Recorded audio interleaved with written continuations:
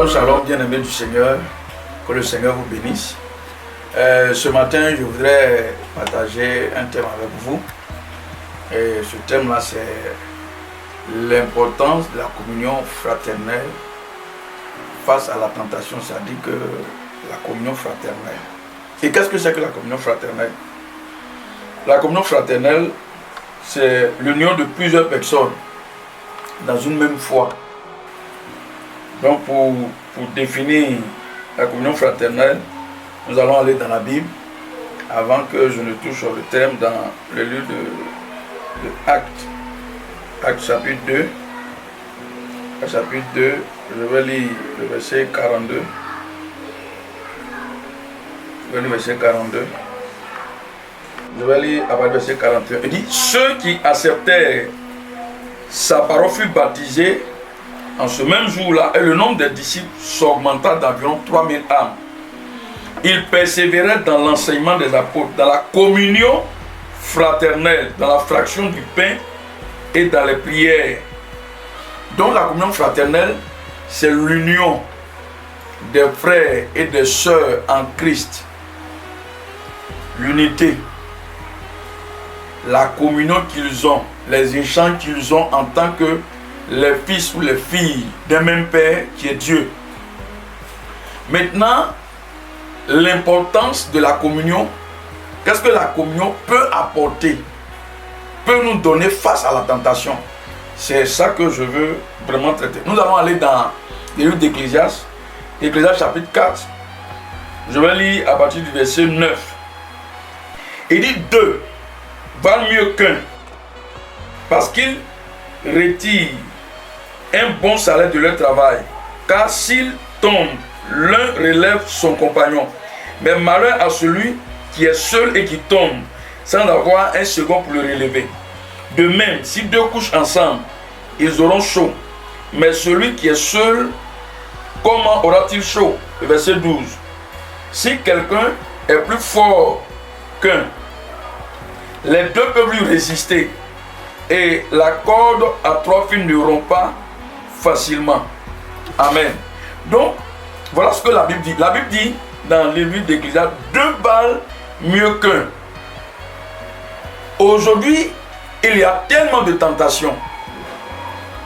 Il y a tellement de tentations. La tentation, c'est les désirs qui se lèvent et qui nous poussent à pécher contre Dieu.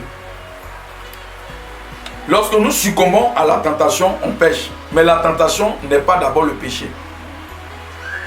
Tous nous sommes tentés. Mais l'une des clés pour faire face à la tentation, c'est d'être en communion avec des frères et avec des sœurs. Il faut vivre ensemble en tant que des chrétiens. Le chrétien doit avoir pour ami, doit avoir pour compagnon un autre chrétien. Parce que la Bible dit que deux valent mieux qu'un. Si je suis en compagnie d'une sœur et que je sais que ma faiblesse, c'est le sexe opposé, et que je suis avec un autre frère en compagnie de la sœur, je crois que je ne vais pas succomber, je ne vais pas céder à la tentation. Je peux résister parce que mon frère, parce que ma sœur est avec moi. Nous sommes deux ou trois avec la même personne. Mais ce n'est pas sûr que si je me retrouve seul avec le frère ou avec la sœur, je vais m'en sortir. Et c'est pourquoi, si le chrétien ne veut pas succomber à la tentation, surtout face au sexe opposé, il faut que lorsque tu vas pour visiter soit une sœur ou un frère, il faudrait que tu te fasses accompagner. Si tu es une sœur, fais-toi accompagner par une autre sœur. Si tu es un frère, fais-toi accompagner par un autre frère, dans le but de pouvoir véritablement surmonter à la tentation. La communion fraternelle nous donne de véritablement éviter de succomber à la tentation. Je continue. Il dit, si quelqu'un est plus fort qu'un seul, les deux peuvent lui résister. Je peux être fort, mais celui qui est faible, si je suis en compagnie de celui qui est faible et que moi, je suis fort, je peux aider mon frère qui succombe, mon frère qui face à la tentation, trébuche. ou cède. La Bible dit que le plus fort soutient le plus faible. Donc nous sommes appelés à communier entre nous en tant que chrétiens.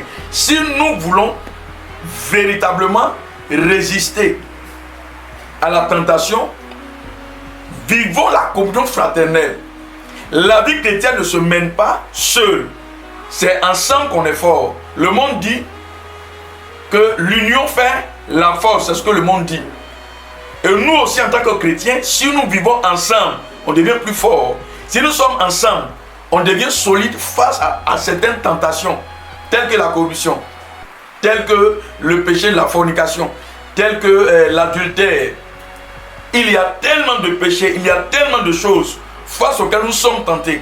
Mais lorsque nous faisons accompagner par des frères, par des sœurs, lorsque nous vivons dans la communion et tout ce que nous faisons, nous faisons ça dans la communion fraternelle ensemble, cela nous fait éviter de succomber au péché. Alléluia. Donc je vais dire à un frère, je vais dire à une sœur que désormais, il faudrait que tu vives la communion fraternelle parce que cela va te faire éviter certains péchés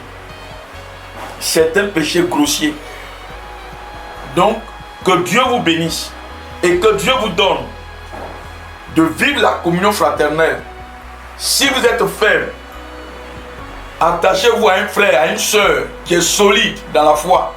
Vous marchez avec elle par sa foi, par sa façon de faire. Cela va vous donner de vous relever même. Ça dit sa foi même peut vous contaminer. Sa façon de faire peut vous relever.